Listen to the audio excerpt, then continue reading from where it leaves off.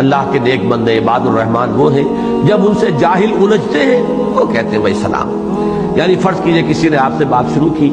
آپ نے بھی اپنی بات اس کے سامنے رکھی، لیکن آپ کو محسوس ہو گیا یہ سمجھنا نہیں چاہ رہا، یہ الجھنا چاہ رہا ہے، یہ خامخواہ کو بحث کے اندر مجھے الجھانا چاہ رہا ہے، اس کی نیت جو ہے بات سمجھنے کی نہیں، تو فوراً بجائے اس کے کہ آپ بھی اب لٹا پیر رہے اس کے ساتھ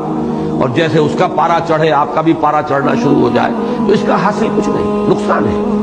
اس سے فائدہ کچھ نہیں ہوگا، نقصان پہنچ جائے گا. اس لیے فوراً جیسے ہی محسوس ہو اچھا جی آپ کی سمجھ میں میری بات نہیں آ رہی، اس وقت میری سمجھ میں بھی کوئی خاص بات ہے کہ آپ کی بات سمجھ میں نہیں آ رہی، پھر کبھی ملیں گے، پھر ملاقات کریں گے، اس وقت کوئی بات کرنے کا فائدہ نہیں. بس یہ کہہ کر خوبصورتی کے ساتھ قالوا سلاما واذا خاطبهم الجاہلون قالوا سلاما. جب ان سے مخاطب ہوتے ہیں یا الجھتے ہیں جاہل لوگ،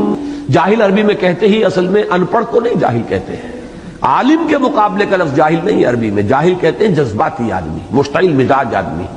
جو عقل کی بجائے جذبات کی پیروی کرنے والا وہ جاہل ہے. جاہل کے مقابلے میں حلیم کا لفظ آئے گا، حلیم الطبع انسان، اس کے مقابلے میں جاہل ہے.